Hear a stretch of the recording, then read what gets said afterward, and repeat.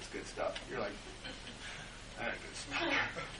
Gives you a little insight on yourself. Well, yes, exactly. It does give you insight on where you are. And again, the majority of us are someplace in the center. The majority of us. There's people who have extreme views, maybe in this classroom, right? And it should be noted that there's no wrong answer here. There's history, there's application, but there's no wrong answer. A person who says we need more of this or we need less of this, they are not wrong.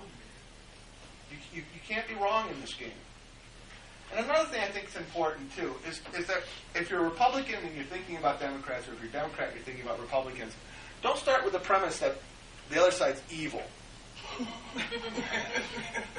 Which I think has really, unfortunately, become very, it's been very prominent in the media, perpetuated by the media, and perpetuated by the extremes in the party. I'm going to tell you, I worked up in Lansing. I know legislators from both sides of the aisle, and the far majority of those individuals, the far majority, I won't say 100%, because again, political science, but the far majority of those individuals, they believe that the decisions they are making are the right decisions for their constituency, for the country, or for their constituency. They start from a position of good. They start from a position of this is what would be better. And now you may disagree with them, and you may say, how can you, as a dumbass, go that direction? But being a dumbass and being evil are really two different things. Thank God. Right? I'm not evil. You could be both. Yeah. But the point I'm trying to make is, if you approach these ideas as ideas that are meant to be good, and then have that discussion from there, how is this better than this? It is such a different conversation than starting with, you are wrong, I am right, listen to me, which is kind of where we are today. Okay? All right, any questions about that? Again, left and right, good stuff, equality and freedom, those are the values. Ideologies is the spectrum in between. Again, no gaps in ideology, where everybody's someplace. There may be a gap here, because this is, like I said, very difficult to obtain that walking that center line as to the role of government. Should it do more? Should it do less? Should it do exactly in between what it's doing right now? So, the other thing you can do is going back to our spectrum here of conservative and liberal, and why you're more, you hear the terms Republican and conservative or Democrat and liberal just transposed back and forth, kind of synonymous, even though they're not, is because if you take the quality of life hill and you overlay it, lay it over, okay, and your center is still your center, okay, and you take that quality of life hill and you lay it over, you can see, if you do it this way anyway, that these individuals, right, more likely to want less government. Okay, less government, less active government. The only thing, again, government's the great equalizer, and as such, more likely to be, your Republicans. So Republicans are right now are the conservatives. Okay, and Democrats, again, liberals wanting more government, which again is online what the Democrats want. The Democrats are more likely to be liberal in terms of their ideology.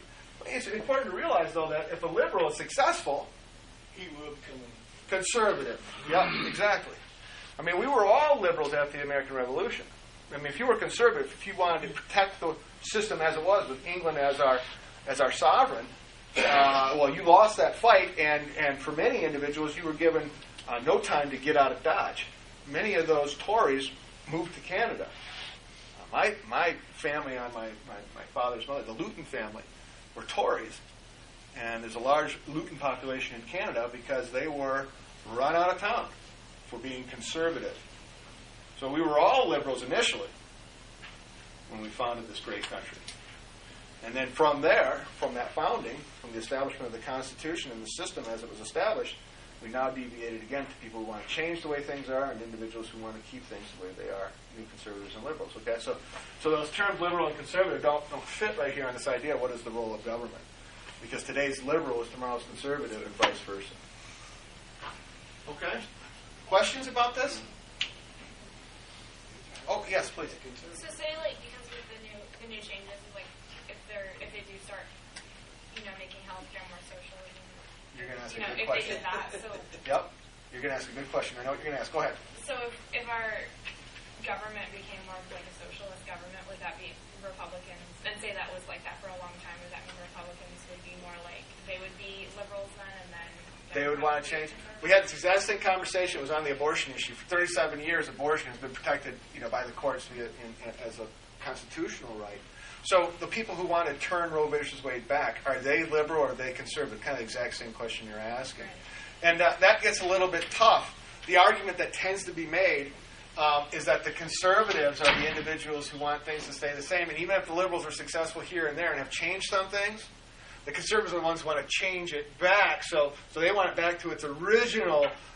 So they're the ones who still remain quote unquote conservative. But in terms of what you're saying, no. The Republicans are lined up with less government. And so if our country does end up bending way over here to some more semblance of socialism. I mean, we have social programs. It's not that we're an unsocialistic country. We have limited social programs. So if we become even greater and that the government is even more involved, the Republicans would still be Republicans. They would still be, but they would be the ones fighting for the change, changing the system. But they would still be over here with the less of government. I assume so. Because political parties, again, have changed over time. I mean, it was the Democrat Party who specifically stood against racial equality. Desegregation, racial equality, end of slavery. Those were your Democrats who stood against it. It was your Republicans who pushed for those changes. Okay? So, the parties themselves, now you would argue today, well, isn't it the Democrats who are pushing for racial equality today over the Republicans? And that's arguable, but people, I think, would perceive that there has been that change within the parties. So parties can change in terms of their beliefs and what they represent. But the core belief of the Republican Party has been, even from Lincoln, the first president, from his address, that the role of government should be to do those things for people that they need to have done but cannot in their own capacity do for themselves. And it's arguable that the things that we have government doing for us today are things that we could not do for ourselves. Okay, great question. Other questions? I'm a little confused about the liberals. Are they the ones that want more equality than freedom? Yes. Okay. Yes. Because they want change. Because right now, because the idea of being a liberal, the idea of needing change is that you have not aspired to an equal standing. Mm-hmm. So you want that equality. Okay? And better still, if I can get more than equality and change the system and do even better, that's fine too. But the system has to change. And if it doesn't change, I stay down here. And who changes? How do you change the system? Well, you can't do it through. You can do it through force. All right. I mean, this is one reason why Democrats, Republicans, conservatives, and liberals all may want to have a right to keep and bear arms, because you can ultimately do it through force. Revolution of the masses. Communist revolutions often, but if you look at the French Revolution, if you look at the Chinese Revolution, you look at the Mexican Revolution, these revolutions are usually built upon the masses revolting against those individuals who are in control of the resources. Okay? And so, one thing, I guess, one cautionary tale there should be is that you always want to make sure that there is that social safety net, that this group of individuals does not grow so large. Because if they have to, push comes to shove.